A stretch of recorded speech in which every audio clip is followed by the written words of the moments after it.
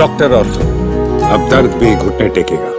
देश के पूर्व उपराष्ट्रपति जगदीप धनखड़ ने हाल ही में राजस्थान विधानसभा में पेंशन के लिए आवेदन दिया है।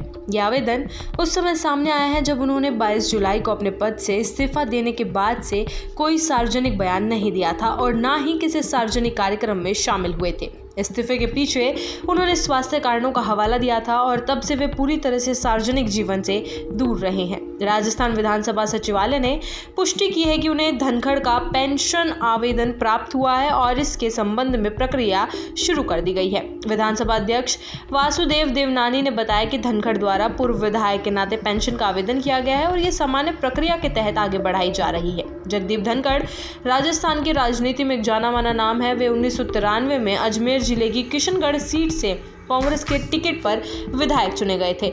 ये राजस्थान की 10वीं विधानसभा थी जिसमें उन्होंने अपनी भूमिका निभाई। उस कार्यकाल के आधार पर अब उन्होंने पूर्व विधायक के नाते मिलने वाली पेंशन का लाभ लेने के लिए आवेदन किया है। राजस्थान विधानसभा में पूर्व विधायकों को पेंशन के रूप में 35,000 रुपये प्रति माह मिलते हैं। अगर पूर्व विधायक की उम्र 70 वर्ष से अधिक हो तो उन्हें 20% अतिरिक्त पेंशन और 80 वर्ष की उम्र के बाद 30% अतिरिक्त पेंशन का प्रावधान है। वर्तमान में धनखड़ की उम्र 74 वर्ष है। ऐसे में उन्हें 20% की अतिरिक्त पेंशन मिलेगी। इस तरह उन्हें लगभग 42,000 प्रति माह पेंशन प्राप्त होगी। ध्यान देने योग्य बात यह है कि इस्तीफे के बाद ये धनखड़ का पहला आवेदन है जिसे उन्होंने सार्वजनिक या सरकारी संस्थान में प्रस्तुत किया है। हालांकि उन्होंने अभी तक अपने आवास को लेकर किसी प्रकार का आवेदन नहीं दिया है। ऐसे में देखना बाकी है कि वे भविष्य में अन्य किसी सुविधा के लिए आवेदन करते हैं या नहीं। धनखड़ के इस्तीफे को लेकर विपक्ष की ओर से कई सवाल उठाए गए थे। राजनीतिक गलियारों में तरह तरह की अटकलें लगाई गई कि क्या उनका इस्तीफा केवल स्वास्थ्य कारणों से था या इसके पीछे कोई राजनीतिक रणनीति भी थी। हालांकि हाल ही में केंद्रीय गृह मंत्री अमित शाह ने एक इंटरव्यू में स्पष्ट किया कि जगदीप धनखड़ ने केवल स्वास्थ्य कारणों के चलते ही उपराष्ट्रपति पद से इस्तीफा दिया है। जगदीप धनखड़ का राजनीतिक सफर काफी विविधतापूर्ण और प्रभावशाली रहा है। 1989 से 1991 तक वे जनता दल के टिकट पर झुंझुनू लोकसभा सीट से सांसद रहे। इसके बाद उन्होंने कांग्रेस का दामन थामते हुए 1993 में राजस्थान विधानसभा का चुनाव लड़ा और किशनगढ़ से विधायक चुने गए। उनका राजनीतिक सफर यही नहीं रुका।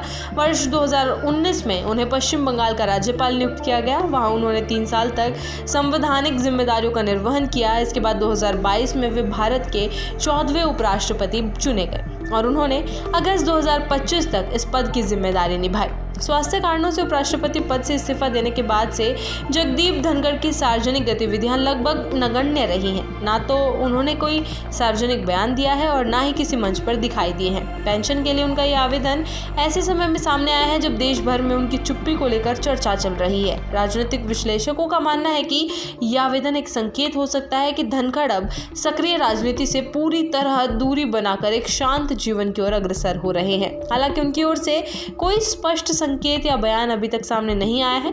धनखड़ की छवि एक सख्त और स्पष्ट वक्ता की रही है। विशेष रूप से पश्चिम बंगाल के राज्यपाल के रूप में उनके कार्यकाल के दौरान उनके तीखे बयानों और निर्णयों की अक्सर चर्चा होती रही है। उनके कार्यकाल में राज्य सरकार और राज्यपाल के बीच टकराव की स्थिति कई बार सामने आई थी। इस पृष्ठभूमि में उनका पेंशन के लिए आवेदन करना एक सामान्य प्रशासनिक प्रक्रिया हो सकती है, लेकिन इसके निहितार्थ भी निकाले जा रहे हैं कि क्या वे सार्वजनिक जीवन से धीरे धीरे दूरी बना रहे हैं या भविष्य में किसी नई भूमिका की तैयारी कर रहे हैं।